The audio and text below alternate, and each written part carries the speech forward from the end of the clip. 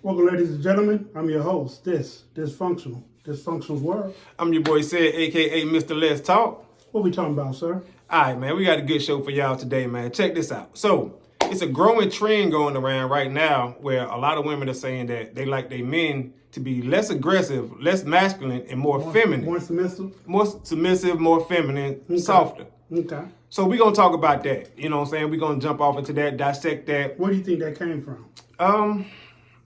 I think that came from this whole women's empowerment movement type push thing, you know what I'm saying, where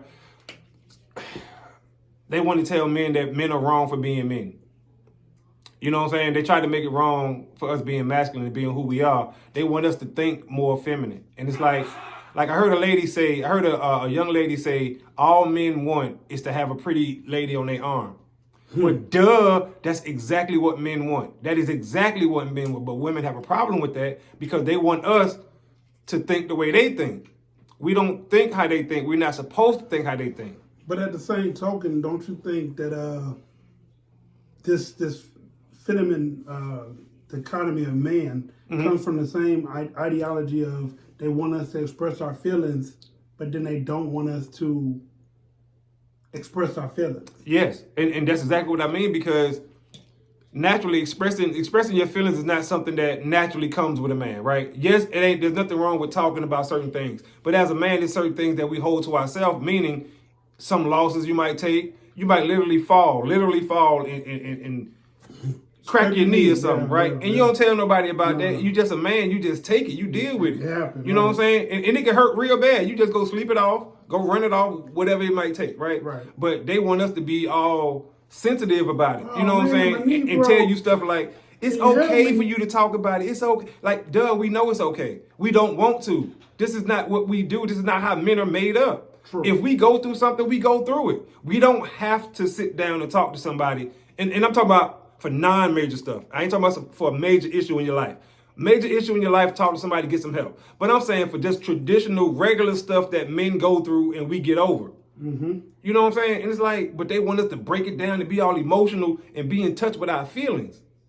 And it's like, you want us to do something the way a woman would do it. Uh-oh. You good? Uh-oh. Like, so they want us to break it down the way a woman would do it. And think about these things the way a woman would. And it's like, this is not who we are, right? No. Emotions come second for men. Logic come first. Right. And for women, it's the other way around. It is. Emotion comes first and logic comes second, which is why we mesh so well when we trying to rule things. Right, but that's also why we mesh well when we come together. Because our logic comes first and their emotions comes first for them. So you put the two together and it works. You know what I'm saying? I just don't understand this whole concept though. I mean, the concept comes from, like you said, a woman that wants to be leading and not led no more. It comes from the concept that women feel like they have not just a voice, but they have an opinion that needs to be heard. Right. So feeling like they want to lead and they got this opinion, they want somebody to listen, and the only people that other than them speaking will be the men. Okay, now, because you said a lot right there, right? You definitely said a lot. You know, with a few words, you said a lot. So they don't want to be led anymore. Why not? That's the problem right there. And see, the problem is when they hear the words submission, they have a negative connotation of that word. Yeah, they don't understand what it takes to be in a successful marriage. No. You have to be submissive. And to some extent, the man is submissive as well. To a certain extent, it's a give and take. But nowadays, women hear that word submissive and they have just negative connotation, this negative spin to it, like we in the 20s and 30s, you know what I'm saying? Or archaic days where we dragging them by the hair or something. This is what they thinking. And I hate to say this, but when you independent women and let them do their thing, and a lot of times they end up crashing and burning. And I hate to say that, and I hate to say it so bluntly like that. Right? But it's the truth sometimes. And it needed to be said the way I said it so it can hit the way it need to hit. Okay. You know what I'm saying? The same way they say, well, a man just got to accept where he at in life. You see what I'm saying? The same way they just come out and say that. It's the same way I got to come out and say what I just said, because that's the only way it registers. Once again, we not talking to women the way a woman would talk to another woman. No. We don't know how to do that. No. We know how to talk to you the way a man speaks. Now, of course, a man has to have understanding when he's speaking to a woman. You definitely have to have communication skills. Right. You have to put those in play. But at the same time, you can't expect men to speak to you with kid gloves on. Not a man. Not a man. Kid gloves. You know what I'm saying? You want him to pat, babe, I got to talk to you about something. As opposed to that man who's going to come in there and tell you, hey, listen, this is what we need to talk about. This is, you know what I'm saying? And he's laying it down. And she has a voice. Okay, prime example, right? Let's use me. Okay. I'm the king of my house. Me and my wife talked about that. No problem. My wife is going to see this video, right? Mm-hmm. But at the same time, I have no problem in saying my wife's voice carry weight in the house. Yeah, if I make a it decision should. and she feels some way about it, It should. oh, her voice can twist my opinion. Okay. It would flip my opinion. Absolutely. Absolutely. But You're just not going to go out on a limb and say she runs the household. Right, not at all. I run the household, but at the same time, my wife knows her voice. She knows it without a doubt. Without any doubt, she knows, hey, listen, said, I don't like this. I guess that's where the misconception comes from. But she'll tell you she's a submissive woman. Out her own mouth, she'll tell you A lot that. of women want, like we always say on our show, a lot of women want traditional men, but they don't want to be traditional women. Exactly. And that doesn't work. They want to be modern women with a traditional man, meaning the man is going to pay the bills and take care of everything. Okay, that's all well and good. But you don't want to be traditional and play the traditional role of a woman. Right. You want to be this modern INDEP. You want to be just independent running these streets. Right. She belongs to the streets. Mm-hmm. Okay. The saying goes, men don't want a woman with a past. Women want a man with a future. Right. And not the rapper, but who has a future, who has something going on. But men don't want a woman who got a past. We don't want you if you got 100 bodies. This is what it is. This is the nature of stuff. Because this is what's important to us. And the same way women feature whatever is important to them. To them, what's important to them when it comes to a man is money. What his bag look like. You know what I'm saying? Like, the new generation gonna have to deal with women with 100 bodies. Absolutely. Because the new generation is full of women that wanted to go through that phase. That hypersexuality phase. That 304 phase. Absolutely. Yes, because they thought it was cool. It's nothing wrong. It's nothing wrong with the hypersexuality. It's just they didn't took it to a new level to the point where it's not about choice no more.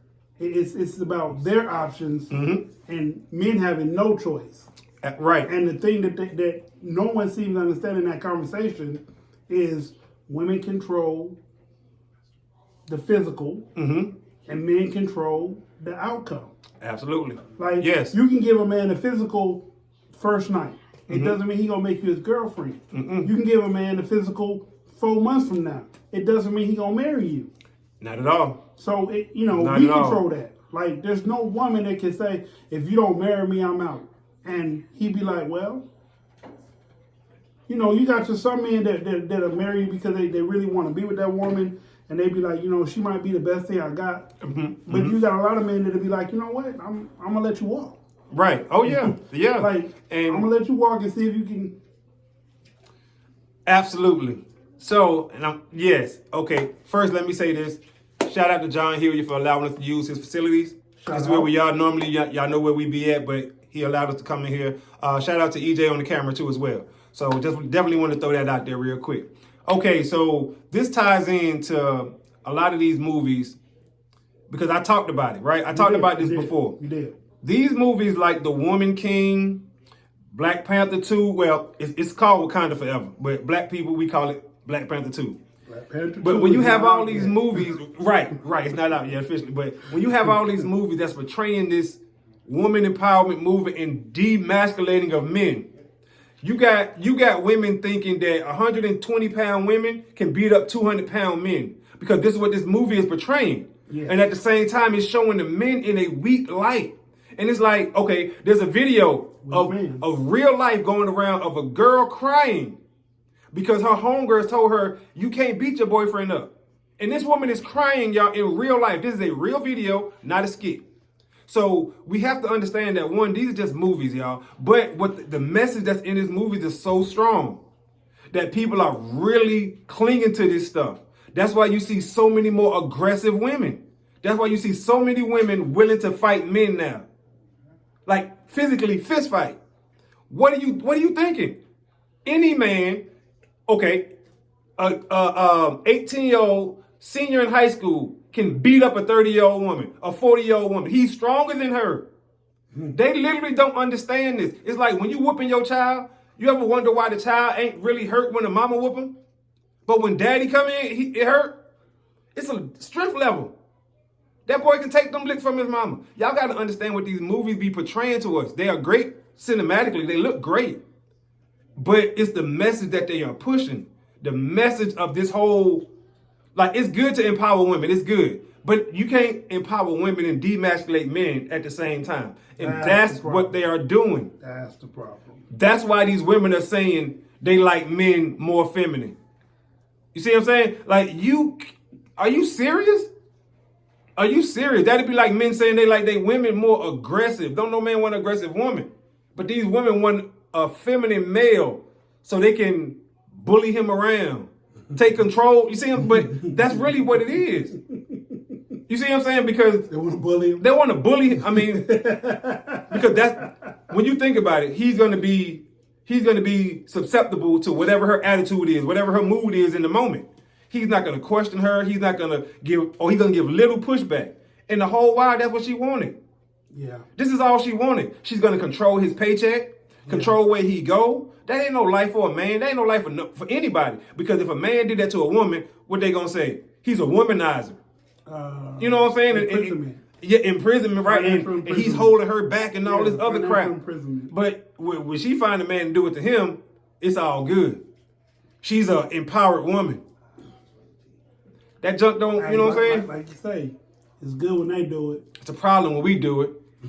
Right. But, and that be the truth, man. I mean, and when it comes to the Woman King, right, there's other messages in there that I can get on. But I don't want to make it just about that one movie. But there are so many things in that movie that you can jump on. Pretty Woman kind of made a weak man. The movie Pretty Woman from back in the day? Yeah. Oh, absolutely. Absolutely. 16 Candles. Yes. But this is not something that just happened overnight. It's been going. But especially now within the black community. Yes. Because now they see this whole empowerment thing. They see that we'll go out and spend money. If you're a male, you do music, and you call them 304s, you're wrong. Right. Or if you're a woman and you want to say F and F, or you a munch, I never liked you no way. Right. It's cool. Those are cool to say. Yes, because that's supposed to be women empowerment. That's supposed to be women empowerment. So, absolutely. Y'all, so what we doing is we got some notes right on camera right here. Absolutely. Definitely people are getting Me Too left and right. Men I'm talking about. Men are getting Me Too. And we talk about the Me Too movement. I just call it Me Too. Yep. So they getting Me Too left and right. Men can't say anything. As a matter of fact, me and Diz talked about this off camera. What's going on with Andrew Tate right now? Andrew Tate told the world what was going to happen, and it's happening. He said they kill you 3 ways. They cancel you first, they arrest you and blame and try to pin something on you, and then they physically try to unalive you. 2 out of the 3 have happened so far to Andrew Tate. This Me Too stuff is really, really, really getting out of hand. Feminism has changed the game. It has changed the game, and women think it's in y'all favor, but it's really, really not. I said this one time before.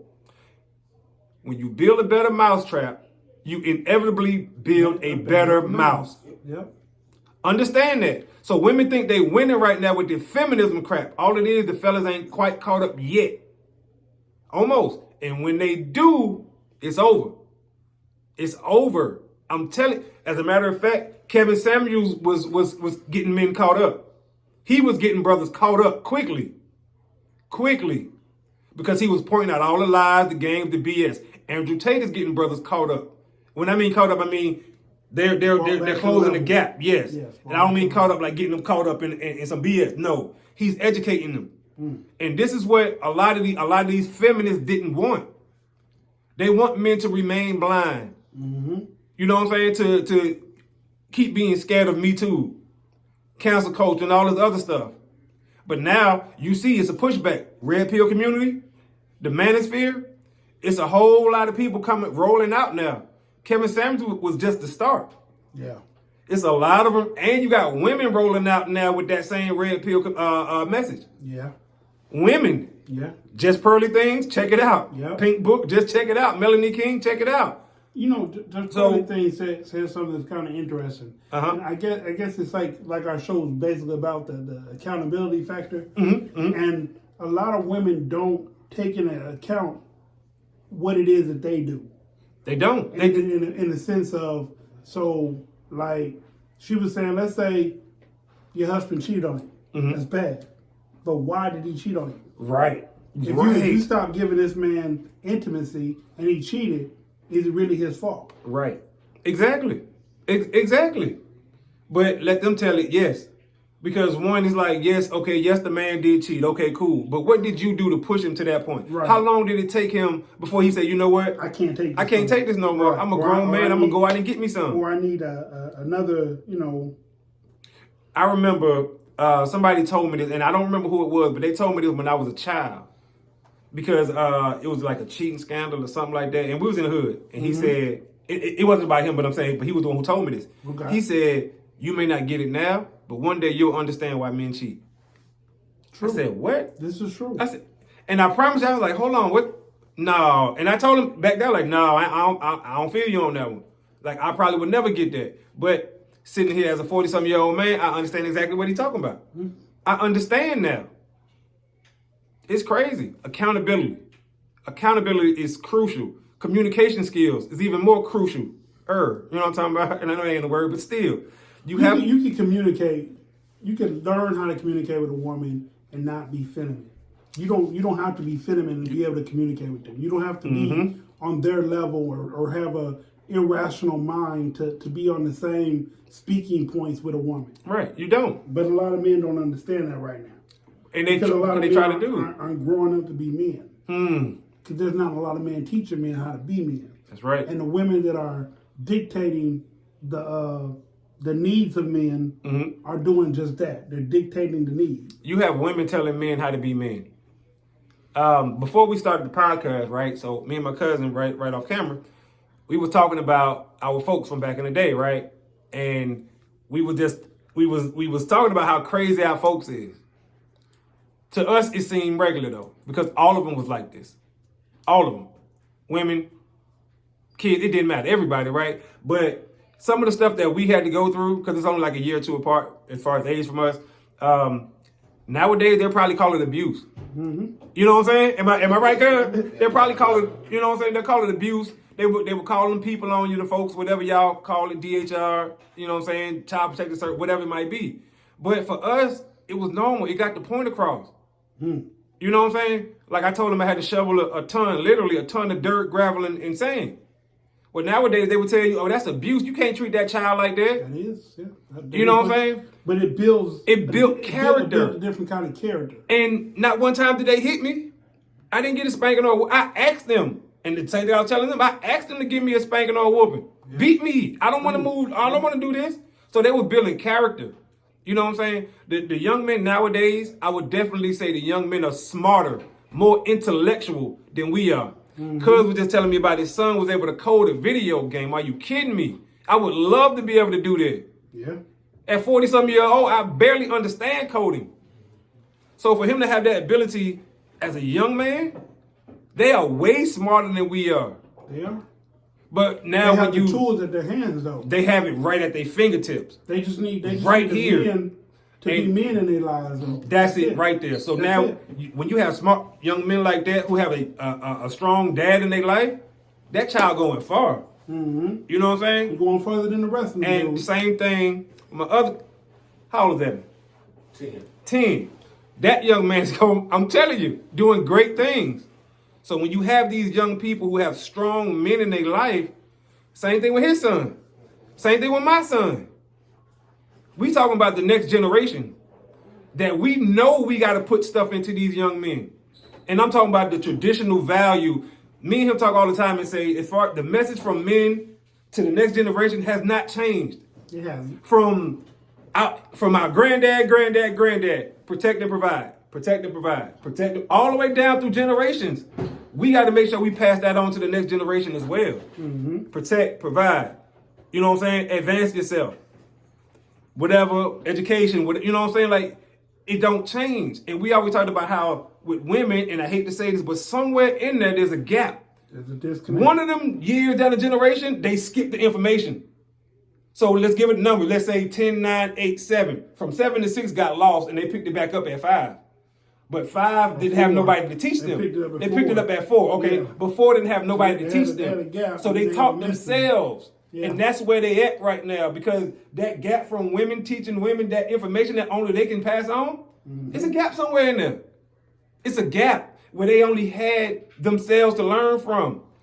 It's the same way within the black community as a whole, which kind of veers off topic slightly. But once we started getting certain things on our own that we were fighting for, we didn't know what to do with it. We stopped, yeah.